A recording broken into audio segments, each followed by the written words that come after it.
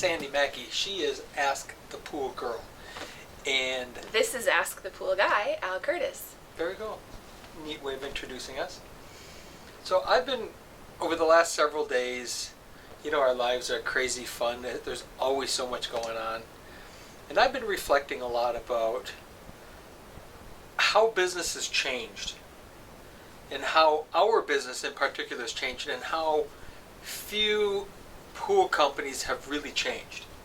And I wanted to just sort of start out with that. I know we didn't talk about a topic today, but I wanted to touch on that a little bit.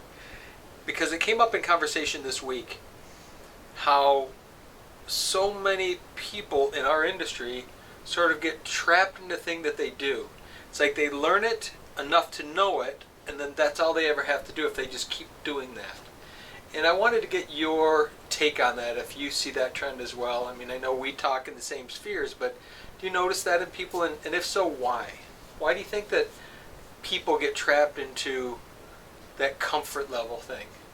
You know, I think that's a great place to start today, and I think that we probably sit in a really interesting position in the industry because as many of our conversations are about local markets and demographics and builders and things like that, I would say about half of our discussions are with some of the more progressive people around the country. So I do agree that there's definitely locally here in Michigan a segment of people, and probably Pretty 85, good. 90% Yeah. that are kind of old school, learned it once, that's the way it is. As far as some of the up-and-comers in the industry, I know we try to meet and greet and do a lot of that when the show comes around to find out who's new and who's doing interesting things, and it's not as progressive as it could be. But then I do know that I think the industry itself has a lot of innovators, but there's like one maybe in this geographic area and one in this geographic area. So I think we are among the progressive thinkers and we tend to seek each other out, but then there's definitely that old school. Well, it brings up an interesting point around discretionary dollars and how people spend their money. And a pool is more for entertainment than it is for exercise. I'd love to say that everybody wants to exercise and that's why they're doing it, but it really is more about feel and lifestyle. And let's think about people spending money on a lifestyle choice. People are very progressive in that. They want the latest iPhone and the latest iPad and the latest gadget and the latest of everything. Always. Think about like lifestyle being new cars. And people don't want what they had before. They want something new and different. And yet, this segment of our industry, which is top dollar discretionary dollars, pools being a fairly significant investment at all levels. Even an above ground pool with a very small budget is still quite progressive in terms of lifestyle and dollars. And yet our industry in general, and maybe this is just my beef that I've just been feeling around that, is let's not change. Let's do what we've always done because we've always done it because it works. And yet we're selling to somebody who wants to be progressive because the rest of their lifestyle is about being progressive and having something new and innovative and unique. And yet our industry, and it came up again this week a few times, how lack of that there is. Lack of that really push to be progressive, to do something different that gives someone an additional feeling of more. You know that when you have an iPhone that works, you want the next one because it's new, not because it's going to work any better. Not really, it might be bigger, it might be smaller, it might be thinner, it might be fatter. It's just whatever the nuance of different is, you want the new one. Well, don't you think that from a marketing standpoint and from what we're marketing and selling, that kind of should apply as well? Or is it better, and maybe that's where I'm not seeing it, is it better to learn something, get on the railroad track, and be able to just at least keep duplicating that? It's probably a simpler model, but doesn't that kind of head you down the road of price versus, challenge and growth and money and opportunity?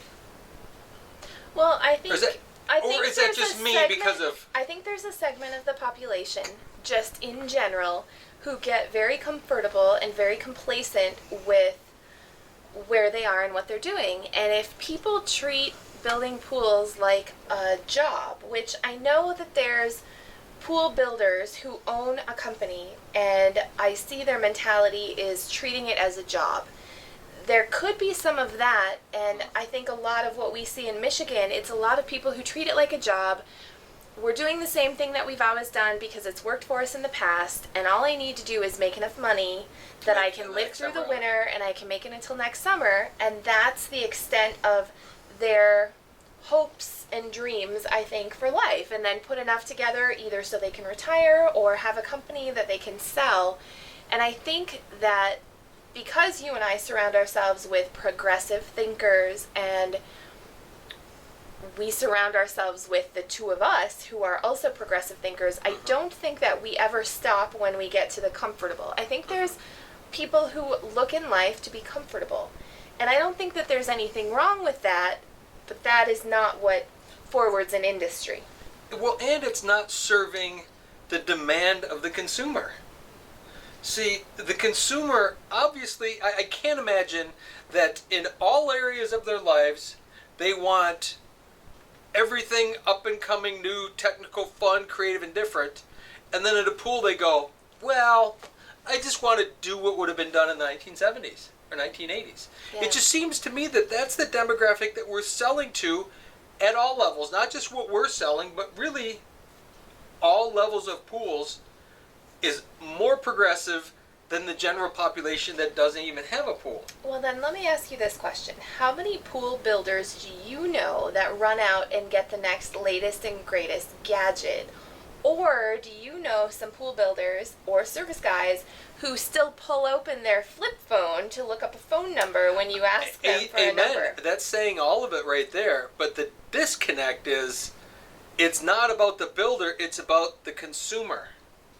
And what is the consumer not being filled with? They're not given, just because the pool guy's an old style guy doing the old thing he's always done, he should or she should do that if they want to, but recognize what they're marketing is not that. And they've got to live in, it's not my choice to have all the latest gadgets, I'll take my old flip phone, but my consumer wants all of those gadgets. Well, there's a shortage. And that's Yes. probably the point that you're getting to. There's Yeah. a shortage in our industry of progressive companies. And we know that in the marketing that we do to the clientele that we take at kind of the tier where we find ourselves, there's a huge segment that's just kind of right below our tier that is exactly that. They're people who are progressive and keeping up with technology, and they want something new and different, and there's a completely underserved market, and we've talked about that so many times that I don't know. Yeah, and that's not the base I don't know market that at the all. people that are in the industry currently are going to address that. I think it's going to be new people coming into the industry because they see opportunity, like a hybrid pool building franchise. You know, they're going to have to learn how to serve this market from somewhere, but once they see it, I think the progression is really going to be influenced from outside of the industry. So I would agree. It seems to me that we have this aging population of builders. Companies that have been around for a long time and somehow have found a way to make it without bringing new blood. Maybe there's some labor, but not really new blood to freshen it up. And you've got a lot of aged workers now that are kind of at that tail end that, of course, they don't want to learn. They don't want something new. And you know, that'll be exciting for me to see the new guy. I'm always wondering, who's that company? I'll call you and say, have you ever heard of this company? Yeah. And there's this little spark in me every time I see a company. It happened the other day, and I called you. I said, have you ever heard of that company? There's this spark in me that would just hope that it would be someone progressive, that it would be someone that didn't just happen to work for another pool company and realize, well, I can do this if that guy can do it, and start out with the whole same thing, just a different name. I look forward each time to seeing those names in hopes that somebody is the guy. Why do you think that's exciting to you? Because I think we talked about that underserved market. I would love to have a relationship with someone and know that they're being progressive and wanting to grow and change and do things in a new way that isn't purely about dollars, isn't pure about bidding against their competition and winning the deal over someone else. And somebody who could serve that market that is progressive, that wants to give more, that wants it to be an art form, that wants it to be, they want to love it, they don't want to do it just for money. And so each time I see a new name, I get hopeful that I'm going to meet this person and they're going to be the one. And I'm sure that it'll come. And you know, like you said, we have an amazing market. That tier, that place where we're at is just the sweetest of sweet spots. But you're absolutely right. We have this sweet spot, but there's this gigantic spot just kind of below where we want to be working that is just a yummy place to be. But you got to be able to see it. And I do think that what you're saying is right, is it can't be from inside the industry. It's got to be someone that comes from the outside that goes, wow, here it is. Well, let's talk about this potential just for a minute, because I was just starting to do the math in my head of how many pools do we think fit that sweet spot any given year that people would be interested in. I know we field a lot of those calls, and I would imagine that of the calls that we get that we probably turn away because they're not necessarily the artistic extreme that we're looking for, probably of the pools that we say no, we can't build, would you think maybe half or 60% of them actually find another pool builder and have the pool built? I would imagine that at least half. And the reason I think that is that customer has already done their homework. They know the types of things they want. If you get that far down in the rabbit hole, you're likely to be a really serious buyer. Look at how many people just this year have said, well, we'll go on a waiting list, we'll beg, you know, they begged us. Many. I think it'd take a couple hands of just that alone. I would imagine that every one of those people was ready to buy. So now, how many pools are being built in our area? So now maybe, then? let me finish my thought there though. Maybe because we couldn't do it or wouldn't do it, there's a likelihood that they didn't build a pool. There's a likelihood that several of those people who couldn't find someone like us, because that's why they wanted us so bad, that if they couldn't find someone like us, they decided to buy an RV, they decided to buy a cottage, they decided to do something else, take vacations to do something else. And I would bet the majority of those in that demographic would have bought from us had that been our market. So maybe 50% of them bought, settled for That's something kinda what else, I or was found thinking. someone else that could do something different or whatever. But I would bet that almost 100% of those people would have been buyers.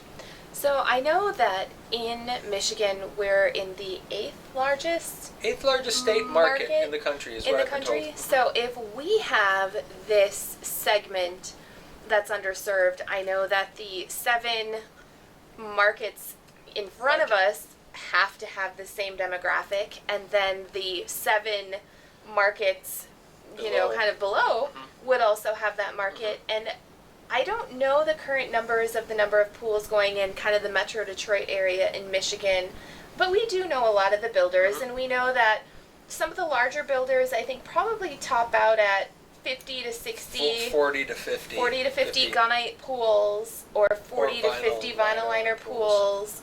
Fiberglass, I don't have as much of a handle on. That used to be a really big number. That's come down, but I would imagine. So how many large companies do we think there are that we could name? Like 10 to 12 to 15? In our market? In our market. Large meaning 40 pool 40 a pool year. companies. I would say 5. You had said 12. I would say Yeah. 5 or 6 companies building that number of pools. Building Maybe building, whether 40 to vinyl, 50. gunite, or fiberglass. So we're thinking probably 2. Yeah. 500 to 700 pools a year. The Metro Detroit area has been known as it's called a bubble market.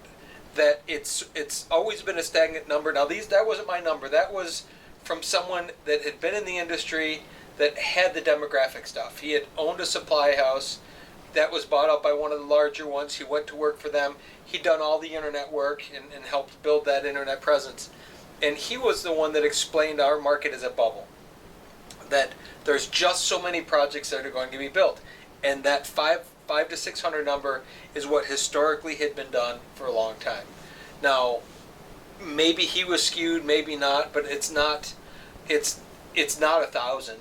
So, of 500 to 600 pools in our market, I guess it would be really interesting to look at the numbers of the different tiers. You know, if we say kind of a big beginner basic pool to get in is probably up to maybe the Up to $40,000 threshold, and then you've got the 40 to 70 or something. 70 or 80,000, and then you've got 80,000 to, you know, one to and 150, some change, yeah. and then you've got above that. That would be a really interesting breakdown, because if there's 500 to 700 in our market, and if even half are kind of up to the 40, there's still plenty of room for a company that differentiates themselves just a little bit and adds that extra innovation and ability to meet the need of the customer that's looking for something a little special. Yeah, I imagine that the very luxurious, expensive pools, there's several of those a year. I don't know how many. In sort of the demographic of where we're at, there's, again, don't know the number, but in the tens of pools per year built, probably. Maybe 20 or 30 or 40, 50 in this sort of threshold. And then there's probably 3 times that in that layer just below that we talked about. There's probably 150 pools in that are. But I don't know that they're being built to the level that they could be. No, they aren't. Yeah. But I'm saying, but that's where they're being built. But they could be so much more sensational in that grouping, and that's being underserved. And what's happening instead is people, I would imagine people in that demographic are settling for something that wasn't quite yummy enough, but it's the best that they could find, and so then they convince themselves that it's good, and I would bet there's probably 150 pools in there, and then the rest 350 pools in that lower bracket range, somewhere in there. I mean, those are, it could be plus or minus quite a bit, but I would imagine, just knowing that we kind of have a heartbeat around our market. Now, let's take a market like Florida, who's one of the top 3. There's thousands of pools per year being built. Phoenix, Arizona, just in that Phoenix Plateau area, there's several thousand pools a year. There's several companies there that are doing 5, 6, 7, 800 a year. But that's a really different market. It's a very different thing. And I imagine that the numbers would break down the same. That a huge bulk of those, now their numbers, whatever our numbers are, let's kick theirs back. So if our average project is up to 40,000, their average project is up to 25,000.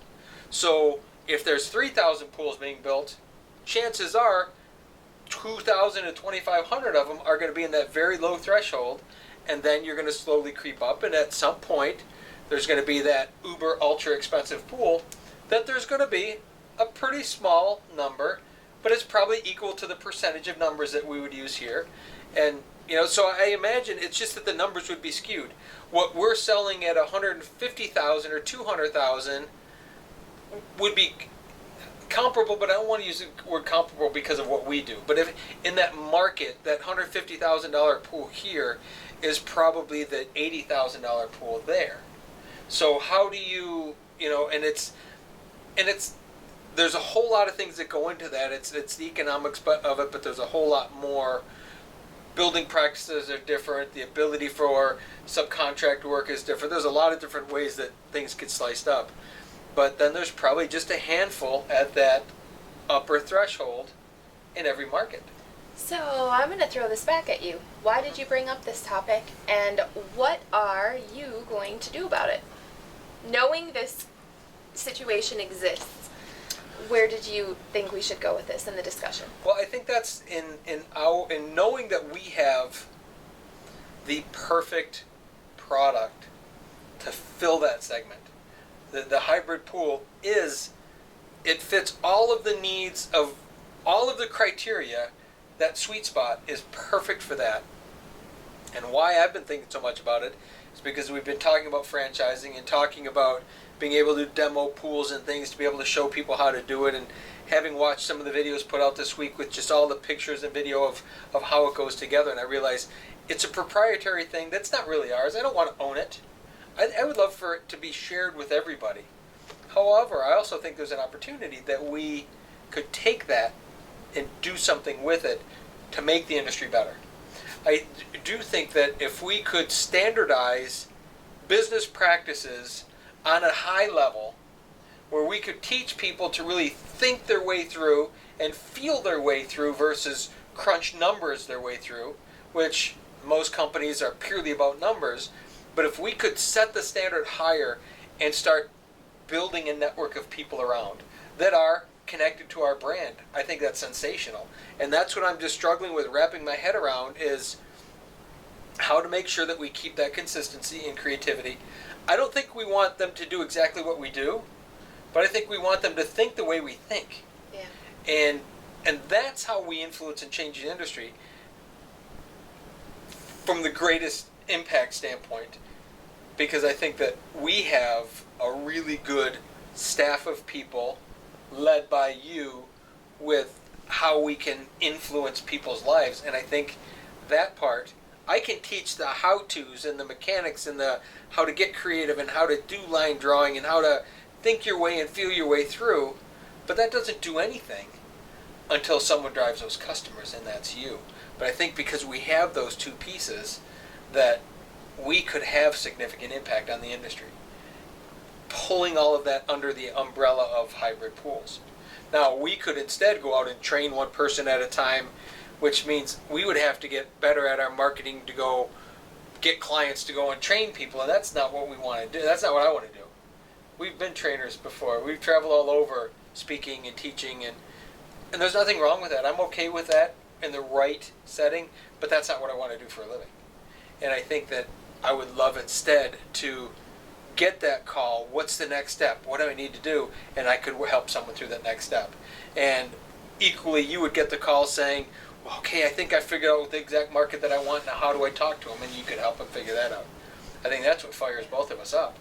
Yeah, for sure. So that's kind of what's been going on in my brain around all that, realizing right here, just in Michigan alone, right where we're at, there's this hugely underserviced, and I should want to be aggressive.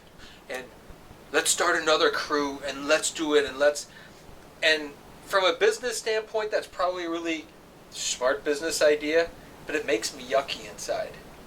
We found the spot of doing the thing that we love to do with the people we love to do it, with the right amount of creativity and all the criteria. Why mess with that? Yeah.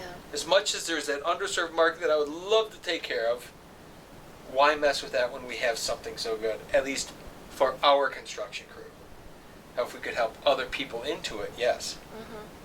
Well, I'm feeling, as you're talking, I'm feeling that we're getting very close to the point where, like you mentioned, franchising will be the way to go. Even before that, I see this going into this fall and this winter, offering some kind of a hybrid pool discovery day or discovery week or weekend where we can start to gather the people with this kind of mindset together and start sharing some of those ideas and opportunities. So I definitely see that coming up on the schedule. Well, that might be the interesting way of doing it too, is let's have a discovery day around the conversation of what it is and why, and using our why versus let's go look at what it is. Yeah. Let's start discovering the people that feel right and help get them lined up so that they can understand why we do what we do. And that would be certainly a fresh approach versus the what we do. I mean, how many times do we go to a seminar where they want to talk about all the what? Here's the product, go feel it. That's important, but I think there's a step before that, and that's kind of what we're really tuned into. Yeah, well, I think this should be fun, and this discussion has really gotten my marketing ideas going as to how to approach this, so that could be really exciting. Yeah, I just know that there's so much more, and we've gotten so crystal clear on the work that we do. The physical labor part of what I do has become crystal clear, and that's why we get the clients that we get, and we take care of them the way that we take care of them. Beyond that, though, there's so much more potential. Just the other day, we were talking about another crew, and I said, it's not like this. It's stressful. It's let's be anxious all day long, and then the guys that are working are anxious, and everyone's bitching, and everyone's this and that, and then you get up and you do it all again tomorrow. And he said, well, maybe that's his form of control. Maybe he wants to make himself be And we were talking about this one particular who wants to make himself be a certain way, and by being all that anxious, he gets to be in control somehow. And it was kind of a really interesting perspective, which I think is a little deeper than really what it was all about. I think what it was all about is people are just anxious. I think pool companies are just really anxious because it's the weather, it's the timing, it's the people calling and screaming because they have a party, it's the, all those things, and that just creates such anxiety. And yet we're in the fun business. We're in the business of really helping people secure the lifestyle and the feeling and the emotion and the connection and the memories. Life is a collection of memories, and what better than a pool? You can ask any child or any adult out there, and they'll tell you the first pool they swam in. They'll tell you the games they played, because you connect kind of with Mother Earth, with friends, with water, with all of that in that environment. And yet, our industry, very little do we dwell on the fun part and the memories part of it, but rather we focus on the concrete part and the bad weather part and the all the stuff that makes it not so cool. And I would love to see that change, because that's changed for us. Not that we don't have anxious moments or the weather causes me to get a little grumpy because I didn't get this done or that done, but as a whole, it's a way more relaxed environment. And I know when I'm doing something, I get really intense, and it's just who I am. I'm focused on the thing that I'm doing, but it's not grumpy, it's not mean, it's just I'm intense sometimes. And part of the intensity is the love for it. When I'm doing the thing that I'm doing, I'm loving it. And I had to grow to get to that point, because I had all that same anxiousness and heavy weight on my shoulders as times went along. But I've learned to let go of what I can as often as I can, which isn't always, because I'm not perfect. But I've learned to let go of so much of that and try to set an example for other people about how to let go. And I think so. There's some of the philosophies that could be brought through a franchise, because I think it'd be way more than the meat and potatoes of dollars and marketing and whatever. It would be philosophy and life choice and life views and life perceptions, and helping people understand that perceptions aren't they aren't the reality. The reality isn't the reality. Their perceptions of that are, and we can change those perceptions. And I think that would be powerful in changing the industry alone, because where does anyone go to help them understand that their perception can change? The reality is never reality. It's the perception that we see. We can change that. So awesome. Food for thought until next time.